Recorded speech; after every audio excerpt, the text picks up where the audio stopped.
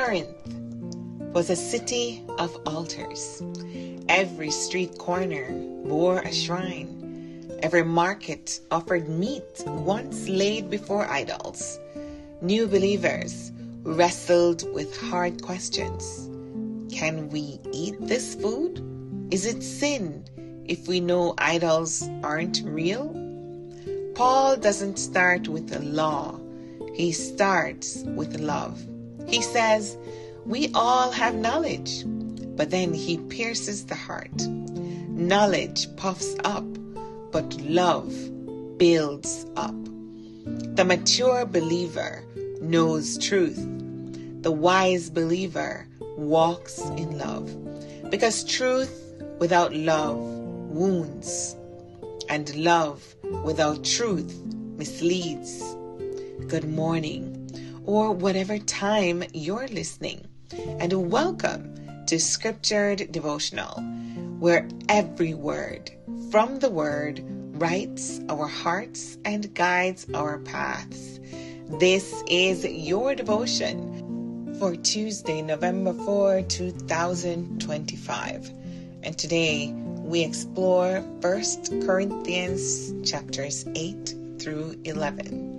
Knowledge, love, and the glory of God, where Paul reminds us that love limits liberty, discipline shapes destiny, and worship demands reverence.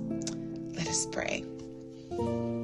Mighty God, we are so grateful for each and every morning. We are so thankful, oh God, for the breath of life in our lungs, for the family that we have, for the love we share, for the food we eat, the roofs over our heads. Lord of truth and love, teach us to walk wisely in freedom. Let our knowledge never outweigh our compassion. Let our rights never outrun our responsibility, and our worship never lose its reverence. Make our lives a reflection of your glory, whether we eat, drink, serve, or lead. In Jesus' name we pray. Amen and amen. Chapter 8. Knowledge that builds through love. Corinth wrestled with a question. Can we eat food offered to idols? Some said yes, because idols are nothing. Others said no, because it might look like compromise. Paul cuts to the heart. We all have knowledge, but knowledge puffs up. Love builds up. Freedom without compassion is just another form of pride. If a new believer sees you eat and stumbles back into sin, your knowledge has wounded Christ himself. So Paul declares, if food makes my brother stumble, I will never eat meat again. The message, love is the higher law. And I'll say that again. Love is the higher law. Because maturity isn't measured by how much you know, but by how much you're willing to lay down for another's sake. Chapter 9. Discipline for the gospel. Paul continues by pointing to his own life. He had every right as an apostle, support, honor, comfort, but he laid it all down to reach more people for Christ. To the Jews, I became as a Jew. To the weak, I became weak. I have become all things to all people that I might save some. This isn't a compromise. It's compassion in motion. It's the humility of Jesus expressed in human effort. Then Paul uses the image of an athlete. Do you not know that those who run in a race all run, but one receives the prize? So run that you may obtain it. He disciplines his body like a runner after the crown. Not a crown of gold, but a crown of glory. Paul refuses to let comfort dull his calling. True freedom, friends, in Jesus Christ is not permission. It's power under control. It's liberty wrapped in obedience. Let's move now to chapter 10, the cautionary mirror. Paul warns them, spiritual privilege does not guarantee spiritual success. Israel had miracles. They had manna and Moses, and yet they fell. He reminds them they were baptized into Moses. They ate the same spiritual food. They drank from the spiritual rock, and that rock was Christ. Yet they lusted, they grumbled, and they tested God. Let him who thinks he stands take heed lest he fall. It's a sobering call for every believer who feels too secure in grace. Then Paul offers hope. God is faithful, who will not let you be tempted beyond what you can bear. Grace, my friends, doesn't remove temptation, but it provides strength to endure. Paul concludes the chapter with a principle that governs every debate. Whether you eat or drink, or whatever you do, do all to the glory of God. Don't live to prove your point. Live to reflect His presence. Don't seek your advantage. Seek your neighbor's good. This is the way of love, the way of the cross, the way of Jesus Christ. Chapter 11, Reverence in Worship. From food to faith, Paul now moves to worship, and again, the heart is reverence.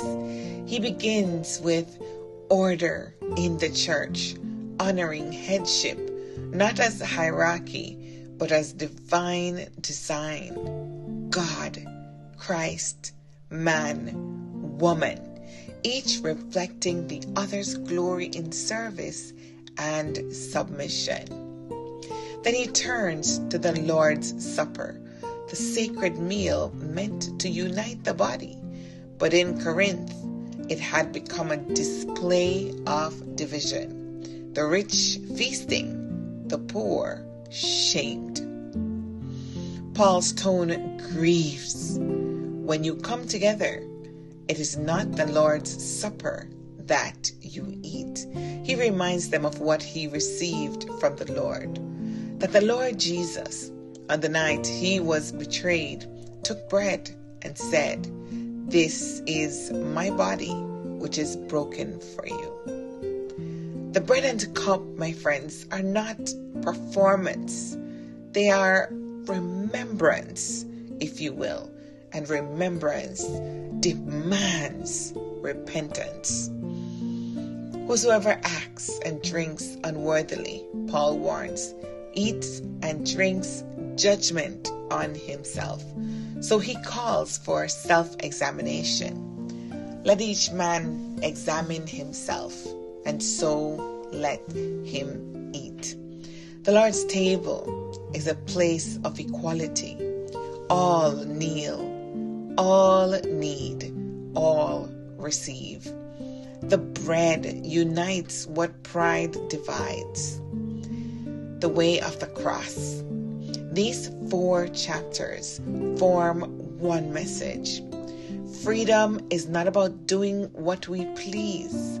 It's about doing what pleases God. Love is not weakness, my friends. It's divine wisdom. Worship is not routine. It's holy remembrance. Paul invites us into a mature faith, one that disciplines desires, honors others, and glorifies God in the ordinary. Whether in the marketplace or the sanctuary, our witness speaks louder than our words. The question for every believer becomes, does my freedom reflect God's love or just my will? Let's pray. Lord, I choose the higher way, the way of love that builds, the way of discipline that endures, the way of worship that reveres. Let my freedom never harm another's faith. Let my words never drown out your grace. Let my choices bring glory, not confusion.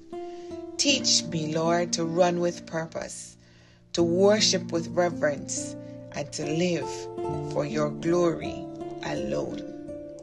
Amen and amen. My friends, be encouraged. The same God who brought Israel through the sea, who strengthened Paul through persecution, and who broke the bread in the upper room, is shaping you through love, discipline, and worship. You are called not to comfort, my sister, but to Christ's likeness. Not to freedom without form, but to freedom filled with His Holy Spirit. And when love governs your freedom, the world will see Jesus in you. So, my friends, be encouraged and take this word just a little bit further. Today, read 1 Corinthians chapter 10, verse 31 out loud. Whether you eat or drink, or whatever you do, do all to the glory of God. And ask yourself, does this decision bring glory to God? Does it strengthen someone's faith or stumble them? Pray before you post, my friends. Pray before you speak. Pray before you act. And let every small act, every meal, every moment become an offering of love. Join us next time for your scripture devotional on 1 Corinthians 12 through 14. The Spirit's gifts and the greatest gift of all. Until then, be scriptured, my friends. Be blessed.